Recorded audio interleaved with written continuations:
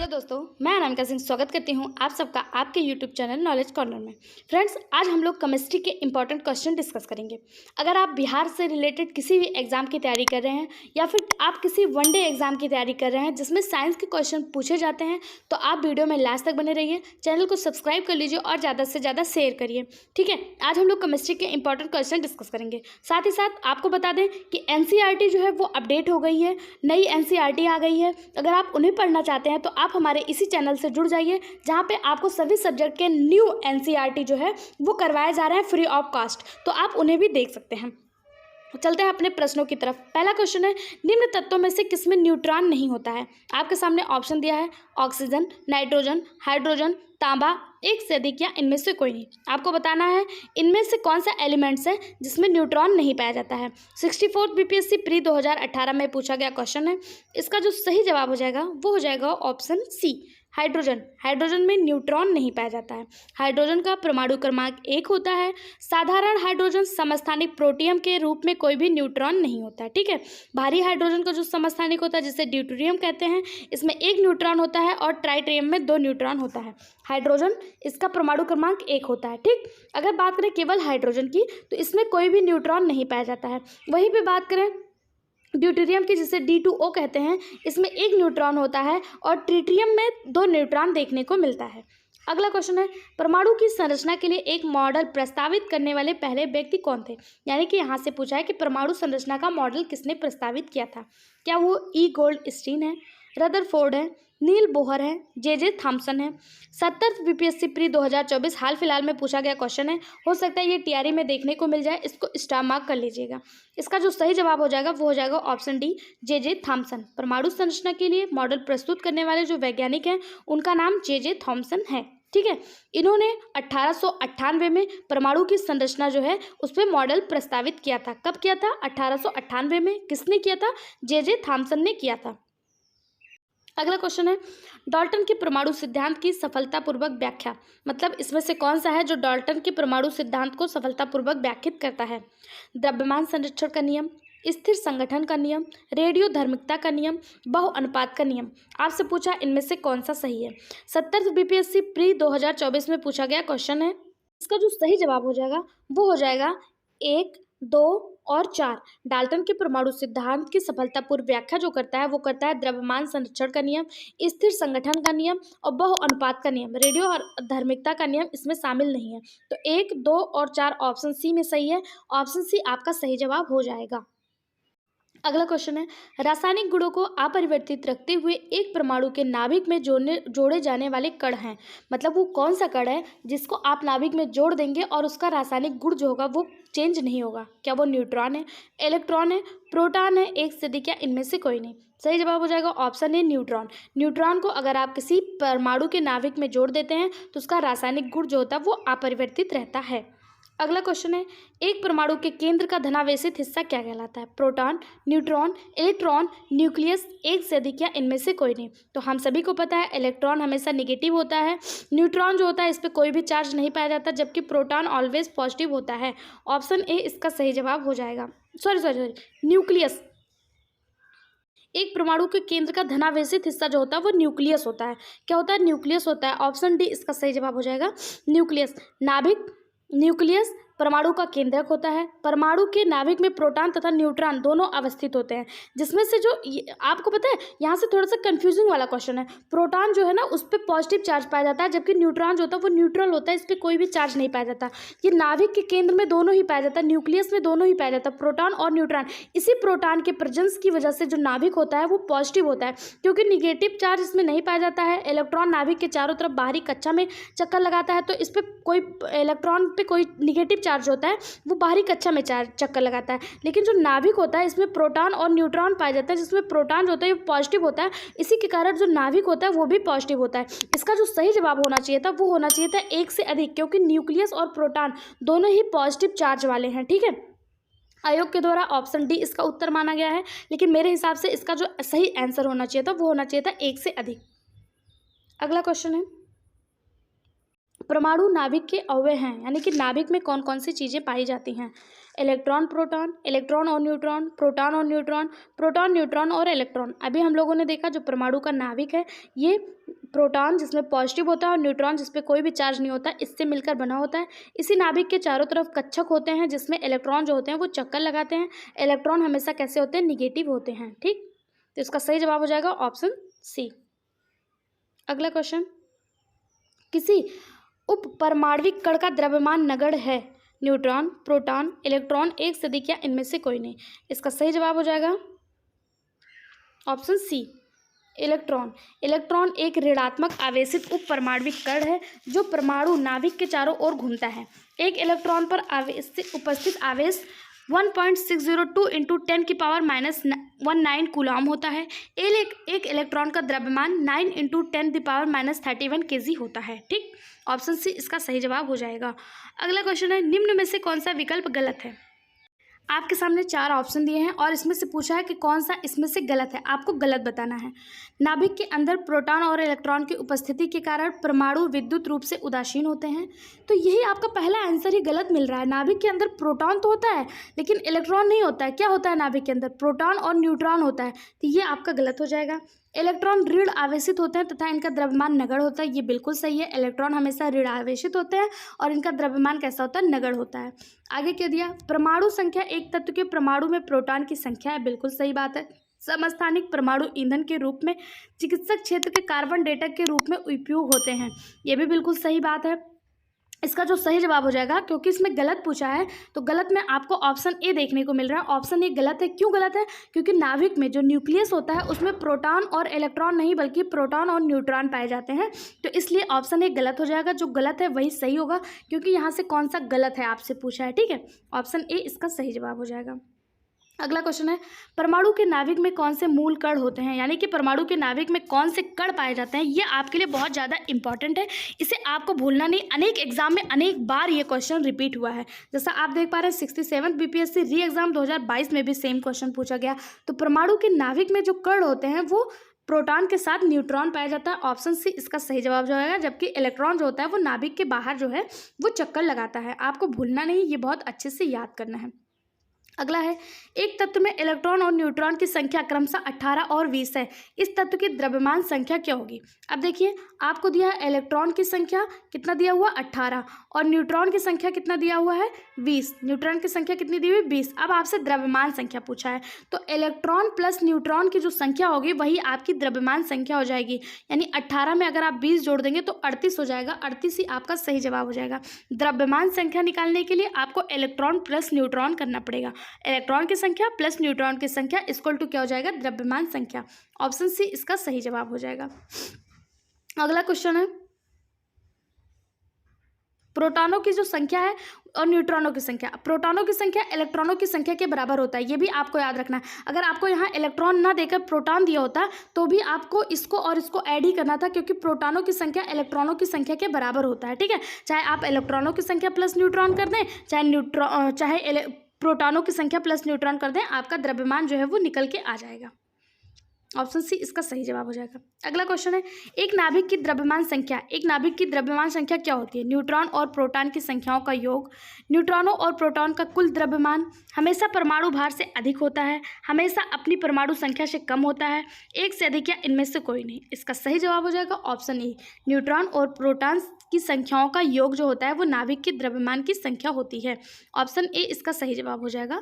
Neutron और proton की संख्या नाभिक के द्रव्यमान की संख्या के बराबर होता है। अगला क्वेश्चन है, प्लूटोनियम न्यूक्लाइड जिसका फॉर्मूला है Pu, यानी इसका जो द्रव्यमान एटॉमिक नंबर है वो 94 है और एटॉमिक जो इसका द्रव्यमान है वो 242 है। प्लूटोनियम न्यूक्लाइड के नाभिक में न्यूट्रॉनों की संख्या क्या होगी? 94, 148, 242, 336। सही जवाब हो जाएगा 148। इसका सही जवाब हो जाएगा 148। द्रव्यमान संख्या जो है यहाँ पे 242 दिया हुआ है, परमाणु क्रमांक 94 दिया है, यानी कि प्रोटॉनों की जो संख्या है परमाणु क्रमांक के बराबर होती है। ये कितना दिया है? 94 दिया है। न्यूट्रॉनों की संख्या निकालने के लिए द्रव्यमान की संख्या माइनस प्रोटॉन की संख्या करनी पड़ती है। अगर आपको न्यूट्रॉन की संख्या निकालनी है तो जितना जो आपका द्रव्यमान संख्या दिया है और जो प्रोटॉन संख्या दिया है उसमें से द्रव्यमान संख्या में से प्रोटॉन की संख्या माइनस कर देनी है। 242 में से 94 माइनस करेंगे तो 148 इसका सही जवाब हो जाएगा। ऑप्शन बी इसका सही जवाब हो जाएगा। अगला क्वेश्चन है, निम्नलिखित में से कौन सा कण आवेश रहित है? अल्फा कण, इलेक्ट्रॉन, न्यूट्रॉन, प्रोटॉन, एक से अधिक इनमें से कोई नहीं। तो अल्फा कण जो होता है ये अब अल्फा कण इस पे आवेश पाया जाता है पॉजिटिव, इलेक्ट्रॉन पे निगेटिव, प्रोटॉन पे पॉजिटिव, न्यूट्रॉन पे कोई भी कण नहीं पाया जाता है। ऑप्शन सी आपका सही जवाब हो जाएगा न्यूट्रॉन। न्यूट्रॉन जो होता है ये आवेशित कण आवेशित होता है, मतलब आवेश रहित होता है। अगला क्वेश्चन है, निम्नलिखित में से कौन सा रेडियोधर्मी तत्व द्वारा उत्सर्जित धनात्मक रूप से आवेशित कण है? यानी कि यहाँ से पूछा कौन सा धनात्मक रूप से आवेशित है?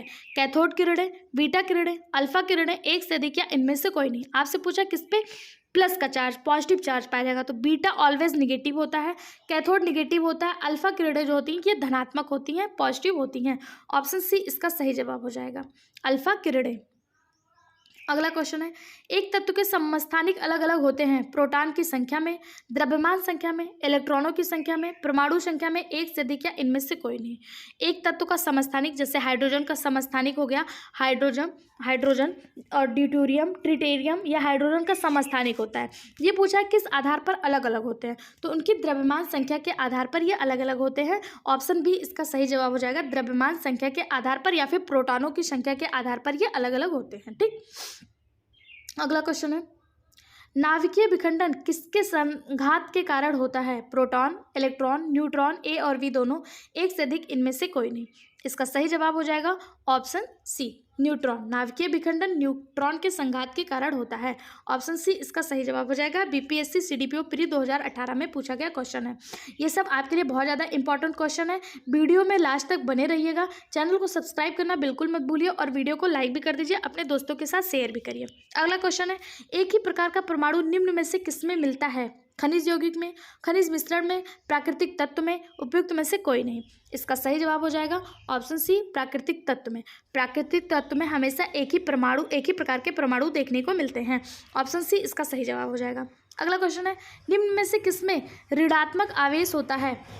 एक्स किरण, अल्फा किरण, बीटा किरण, गामा किरण। तो अभी हम लोगों ने देखा था अल्फा किरण पॉजिटिव और बीटा किरण ऋणात्मक यानी कि निगेटिव होता है। ऑप्शन सी इसका सही जवाब हो जाएगा।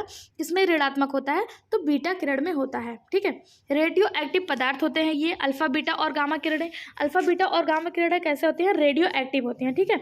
अल्फा धनावेशित, बीटा ऋणावेशित और गामा किरणें जो होती हैं वो उदासीन होती हैं यानी कि न्यूट्रल होती हैं। इस पर कोई भी चार्ज नहीं पाया जाता है। इसको आपको दिमाग में बैठा लेना। अल्फा हमेशा पॉजिटिव होता है, अल्फा पॉजिटिव, बीटा नेगेटिव और जो गामा होती है ये न्यूट्रल होती है। इस पर कोई भी चार्ज नहीं पाया जाता है। ये तीनों ही रेडियो एक्टिव पदार्थ के अंतर्गत आती हैं। अगला क्वेश्चन है, निम्न में से कौन सा इलेक्ट्रॉनिक समरूपण धातु तत्वों के लिए होता है? यानी कि इलेक्ट्रॉनिक समविन्यास पूछा है आपसे, तो इसका जो सही जवाब हो जाएगा धातु के लिए 2882 2882 होगा। ठीक है। ऑप्शन डी इसका सही जवाब हो जाएगा। 2882 इलेक्ट्रॉन समरूपण क्षारीय मृदा धातु है। 28 अक्रिय गैस नियॉन है। 287 हैलोजन है और 288 अक्रिय गैस ऑर्गन है। यानी कि अगर आपको परमाणु क्रमांक ज्ञात होगा तभी आप जो है इलेक्ट्रॉनिक विन्यास निकाल पाएंगे। अब आपसे पहला ऑप्शन जो 28 दिया है ये नियॉन का है। नियॉन कितना होता है? 10 होता है। Ne नियॉन जो होता है ये 10 होता है।